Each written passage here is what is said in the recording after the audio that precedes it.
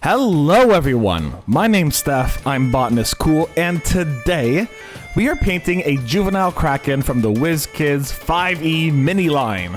If you guys are enjoying my mini painting videos, make sure to like and subscribe. Those are free things that help me get into the algorithm and help people see my mini painting video, which you guys have been supporting really regularly, and I really appreciate that, so thank you very much. Let's get right on into this video, and let me talk a little bit about this new video setup we have going on that is starting with this painting. I recently got a brand new video setup. I got a whole paint mat to make it a little easier to look at. I got lights for the side to make things easier for me to see and for you all to see.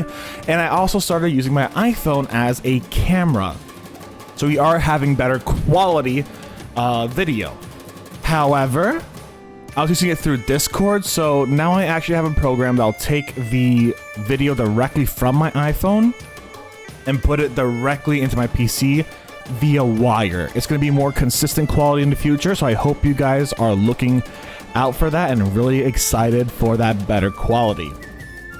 Let's get back into the juvenile Kraken painting and what we did here.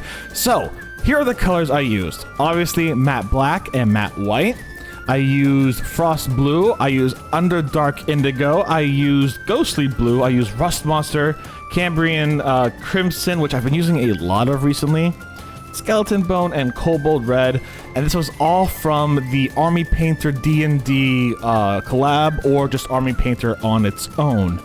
And I am pretty happy with how everything came out.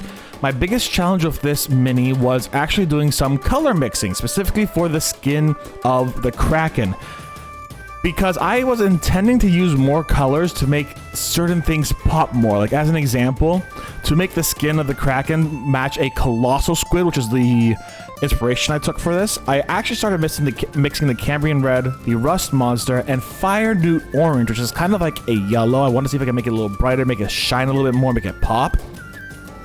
And it turned brown. And I was very, very confused. Because a lot of my color theory experience came from, elementary school, where I'm learning about color theory with color pencils, where, you draw a red dragon and you use green to shade it instead of black. That way you have a very, subtler shading, because they're, opposite colors or whatever, red is a primary and green is a secondary, and they're opposite each other on the color wheel or whatever it was, right? However, what I do know is the same color theory does not work for different kinds of materials, right? So what color theory might work in color pencils doesn't necessarily work in acrylics, and vice versa. And I know watercolor is its own beast and monster, which I think I talked about a little bit in the VOD, because someone was coming in and saying, I'm doing a watercolor class. I'm like, oh my god, it's so cool. Good fucking luck, though. But I had to learn a little bit about mixing colors, and from what I'm able to tell, you don't want to do too much of it when it comes to acrylics, or rather, you don't want to add in too many colors. I just decided to mix the Cambrian Crimson and the Rust Monster at different levels to make this kind of red-orange I have for the Kraken skin. And then if I want to do anything else, I can layer it on with dry brushing later on, or I could add in a lighter amount of something like Cobalt Red to make a darker color. But you can't be adding, it was just a really weird experience. I have to be really careful of how I mix colors, and I have to expect I'm gonna get brown quite a bit every once in a while. While the Kraken skin looks great, it does look a little bit orange on the video, but in real life it actually looks very, very red. I also try to work on the inside of the actual tentacles to make a different color. I was looking for a goblin skin color, so I tried goblin skin first. It looked horrible, so I'm like, you know what, let's try skeleton bone. That has surprisingly come in handy a lot, and skeleton bone looked fantastic. It wasn't this bright, obnoxious yellow, but rather a very simple pale cream, and I'm like, this is perfect. It's off-white, it's perfect, it looks great. Fantastic. So I painted the insides with a lot of that, and it took me a while because there was a lot of parts I would either miss just a little bit because all the tentacles are really close together and really scrunched up together, or there would be places I would paint that would then cover the red I put there, and I had to repaint the red and then repaint the cream and yada yada yada. What I'm most proud of in this mini though is the water. I didn't know what to do at first, So I tried just like washing the plastic with like the Underdark Indigo. And then I go, this looks bad. How about I dry everything up and dry brush Underdark Indigo on there? So I did. I dry brushed Underdark Indigo on there and it turned to a dark blue. And I go, wow, that looks good. Maybe not this paint, I could do a little bit of a wash. And then I did. And then that wash stuck better than previously. So then I did a little bit of a wash with Frost Blue. And then I dry brushed Ghostly Blue on top of that to add those like tips of light blue and that darker blue. I didn't get that satisfying dark blue I wanted to. However, I did get an undercurrent of blue with lighter blue coming up at the top where the water is hitting itself. And then I dry brushed everything again in white, making that foamy froth in the ocean. And then I detailed little bits of like pure white on there as well, and it looked fantastic. I am so proud of that water. Honestly, I think that was the best part of this mini that I did, was making this water look fan-fucking-tastic. It looks amazing, and I am so proud of what I did here. And it still looks very translucent, which is exactly what I wanted. So I'm going to try to make that approach in the future, and I'm going to see if I can find a way to make the blue darker and more prevalent. With my Aboleth mini that's coming up eventually, that also has like a little water spout coming into it.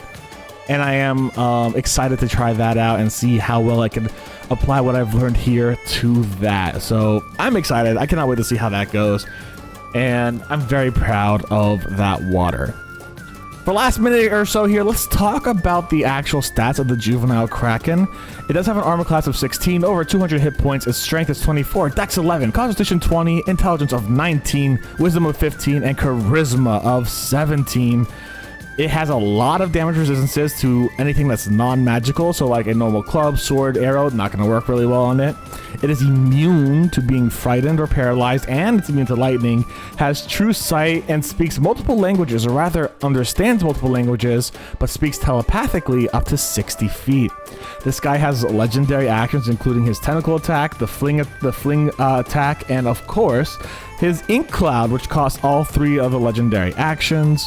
He's able to bite and do multiple attacks with the bite, tentacles, flings, and apparently a fucking lightning strike, which is wild. This guy's a CR 14. I don't know what level I'd put it on because I've never really used a Kraken as a fight before, and a lot of my like water monsters I just kind of make up on the fly. So I once had a giant like water mud skipper that people had to like either fight or negotiate with or whatever. It was a very fun time. Anyways, guys, by now you are probably seeing me spin around the finished model in my hands, which I am proud of. The orange of it is still not the best part. However, that water is something I am insanely proud of. I am really happy with how that turned out, and I am really happy with how much work I was able to put into it and do well with it. So I love it. It's great work. I want to come back and fix the eyes eventually. And oh, I used gloss varnish as well for the water to make it look really, really sparkly, really, really watery. So yeah, I really want to come back and fix those eyes one day though, and I'm going to try actually doing like a making it all black and then doing a singular round white stripe around it. That way it doesn't look so like weird pupil-y wise. Anyways, if you guys have made it this far into the video, thank you very much for watching. I do sincerely appreciate it. If you can, hit that like button and the subscribe button and the notification bell. Those are free ways to support my channel and free ways to tell me, hey, Steph, we absolutely love your mini paintings here and I'd love to see more of it. And that's what's going to get me to do more mini painting. So please and thank you. Do tell me. You guys have been really supportive so far. And hey, in the comments, tell me what your favorite kind of squid is. There's a lot of cool squids out there. I love vampire squids as an example. Those guys are freaky little guys and I love them so much. Anyways, again, thank you very much for your support. I hope you all had a good day. Stay safe, stay Botanist Cool, and I will see you soon. Bye, everyone.